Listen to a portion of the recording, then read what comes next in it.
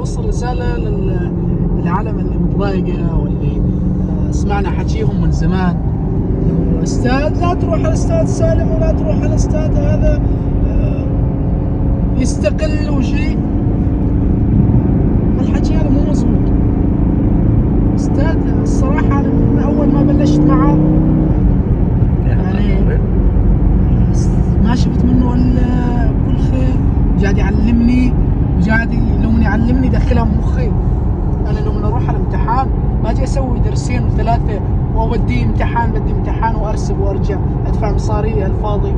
لا، يعني قاعد يقول لي أقدر أسوي لك هالشيء، وقال لي من أول ما بلشت قال لي تريد أسوي لك قرب لك امتحانك. قلت له لا، أنا زلمة ما أريد امتحان، أنا بدي أتعلم.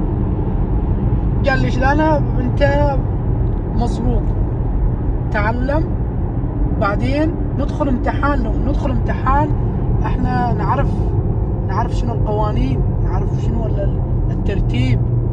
تمام. احنا جايين راكبين بس، لا والله ركبنا سيارة وفتنا بيها بالبلاند السود فتلتين الشارع صرنا معلمين. لا، القوانين بدها فترة لتختمر ولواحد ليفهمها ويتعلم. مو كل مين نهدي هذا دخول المدينة، ما كل مين قال انه انا بعرف اسوق بدخل الامتحان بقدر بجتاز الامتحان. الامتحان مو سهل انه الواحد يجتازه، بده تدريب وعمل واجتهاد.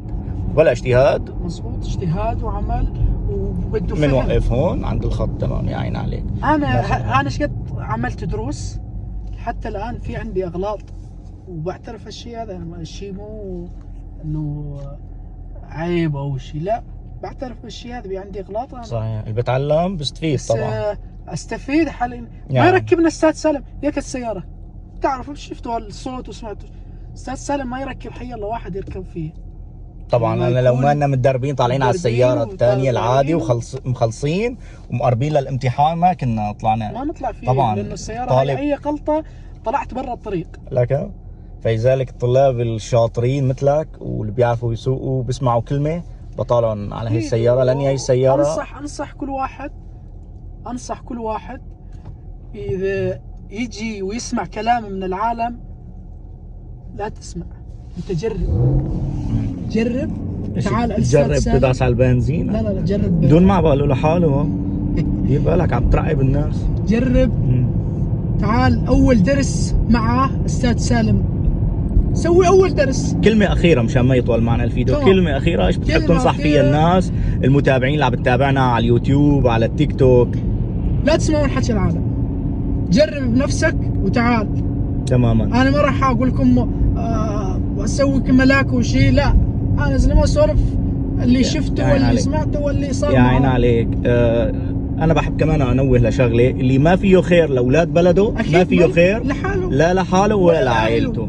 يا عين عليك. تماما، هذا الشيء اللي انا بحب انا انوه عليه واركز عليه دائما بكلامي مع طلابي. دائما الانسان اللي ما فيه منه خير لاولاد بلده صعب يكون منه خير. مزبوط. وراح يتعذب كثير. حط الاول لا ننسى.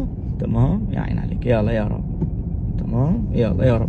بتمنى لكم كل التوفيق. تحياتي وان شاء الله رح نصوركم قريبا فيديو النجاح، ودعواتكم الكل، دعواتكم قريبا عنا امتحان، وبتمنى لكم كل التوفيق. واذا عندكم اسئله اكتبوا لنا كذا. هذا كان هيك فيديو، نحن يلا مركزين على الطريق، مركز معه وهو بنفس الوقت كمان مركز. تمام، خلي لي اياكم يا رب. تحياتي والسلام عليكم ورحمه الله وبركاته. يلا بدنا